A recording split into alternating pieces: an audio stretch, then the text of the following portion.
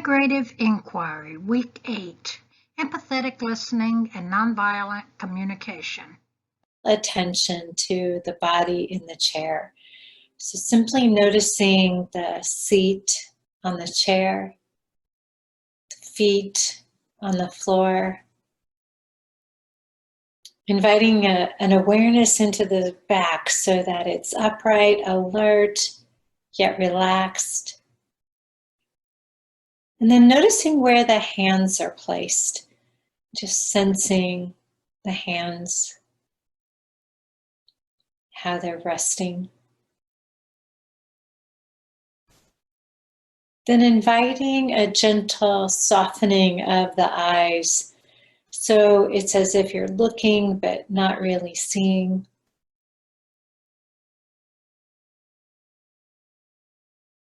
And then bringing a gentle attention to rest on the breath sensation in the body. Perhaps even bringing a hand to the belly. Noticing the rise and the fall.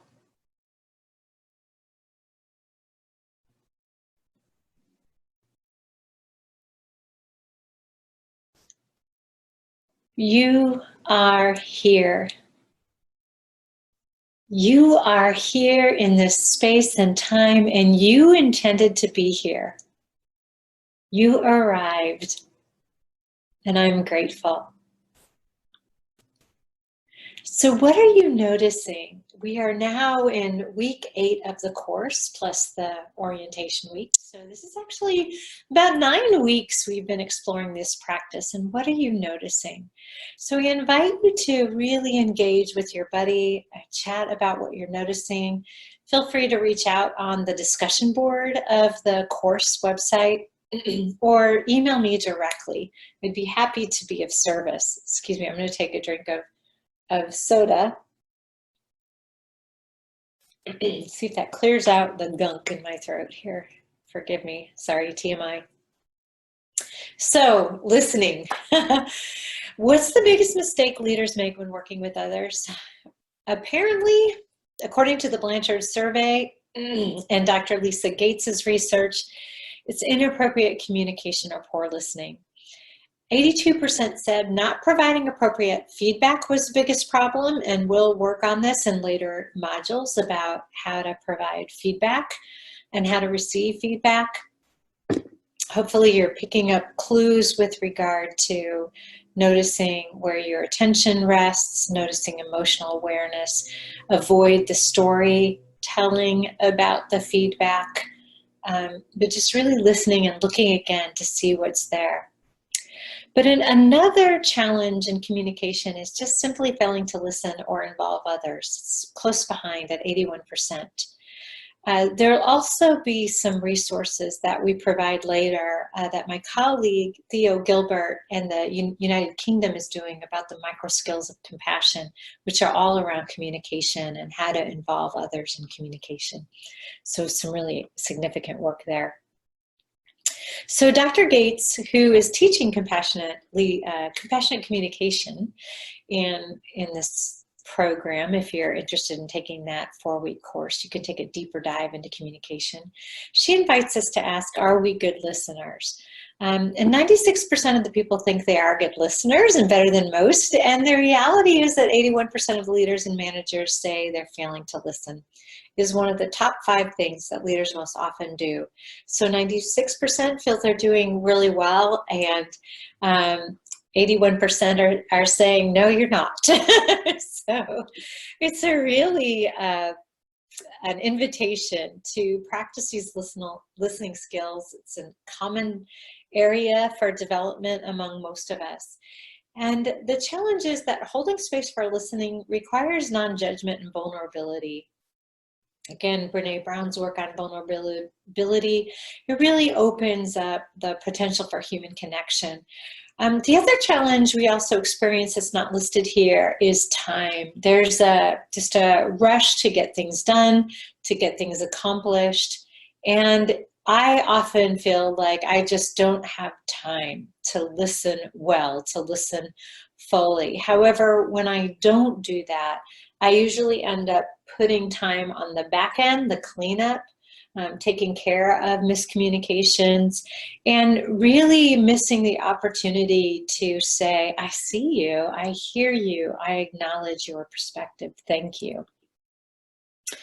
So Dr. Gates's model for compassionate listening that, again, she teaches a deeper dive into in a 4-week course if you're interested in that, is to ask skillful questions. And we'll talk about using what as a way to ask skillful questions. We'll do that toward the end of our time together. Check biases and empathize. We've cultivated the compassion cultivation training, where we have a particular model where we can check our biases and suspend judgment for a moment and recognize where we can connect the feeling for and understanding of. And then staying curious. This has been a huge theme in this course about bringing the playful curiosity and see, what are you noticing? What are you noticing? And then Dr. Gates and Dr. Gates's model, she's inviting you to paraphrase back. And we'll actually practice that this week. We'll actually practice saying, I heard you say. But we'll also dive a little deeper into the empathetic listening and say, I heard you feel. Because sometimes our content isn't always matching the feelings. And so someone might be saying something, but you're reading that they're feeling another thing. And it's important for us in the problem solving to get at both of those so we can see, what are we missing? What's not being addressed? Again, going back to the theory U model, this helps us really dive down and look beneath the surface and avoid responding to sort of the obvious, which might be the content, and diving deeper to get at the sensations and the feelings component, which might be getting at more of the mores or behaviors organizationally that we may need to examine. And then there's this part about responding verbally and non-verbally to needs. So also in this module, we'll be working on requesting your needs and receiving the response, and also inviting those whom you serve to request their needs. That doesn't mean that needs get met, right? For a number of reasons, but it's about acknowledging, requesting needs, making space for needs to be requested, really reflecting upon them, looking at them, flipping things upside down, seeing if needs can be met, and then responding back with whether or not needs can be met and how they might be met. And again, not covered in this course, but I love the theory U, where you're really co-creating how the needs get met with the person requesting the needs. Really powerful work. Also practice in restorative justice. And then in Dr. Gates' model, there's maintaining appropriate silence. And this is that space, often we're uncomfortable with silence in our culture here. Some cultures are more comfortable with silence. Many cultures are uncomfortable with silence. And so trying to gauge, allowing for that stop, breathe, notice, reflect, and respond to arise, so that there's a skillful response, there's a skillful question that's responded, or there's a skillful acknowledgement, there's a skillful listening that takes place. Yep, so lots of things. And so basically, this is mindfulness, where we're just bringing a full attention to listening. So listening now becomes the object of our attention. Listening becomes the object of our compassion practices. Isn't this fun? Another practice that we find very useful, and we've talked about it and coached each other in using this all along to this point, is Marshall Rosenberg's I language. Using the I language allows me to speak to what I'm noticing, and it empowers you to speak to what you're noticing. That really allows for the diverse voices in the room to be heard. So no one is speaking for someone, especially when people don't want to be spoken for, or may still be considering what they want to say. This is a huge challenge that we experience a lot, and is a center of conflict when someone comes out feeling they are responsible for speaking for an entire group, and they do so, but they're not actually speaking for that entire group. So in using the I language, we're noticing what we're noticing. We're also identifying the feelings, right? This is the emotional awareness piece. So we're noticing how we're integrating emotions into the next choices, how much emotions are becoming the next choice, how much we're able to really breathe and soothe emotional reactivity so that we can inquire into, suspend judgment, and then request actions that can address unmet needs. Right? Fun, huh? So what we'll be doing in our face-to-face time is we'll be pairing up or practicing this in dyads, and I'll be inviting you into some scenarios, and you'll be actually responding with what I heard you say is. So you'll be bringing your full attention to listening. You'll be responding with what I heard you say is. And while you may have a tendency to paraphrase, in this practice, we'll be inviting you to speak, to actually use the words that the participant is using. This is important because it will provide you an opportunity to ask for clarifications of words that can have many different meanings.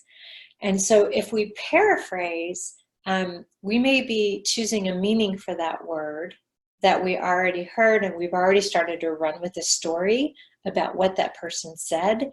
If we're staying with what they said, then we can ask, one of our questions might be, what do you mean by living social justice?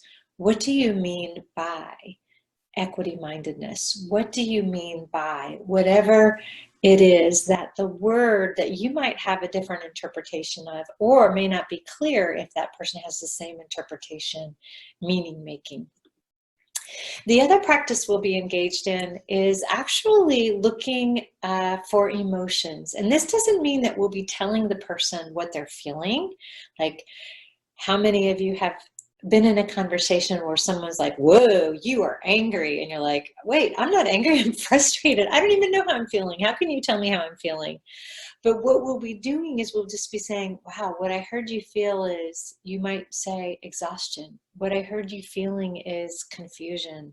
What I heard you feeling is fear. What I heard, you might be speaking to that.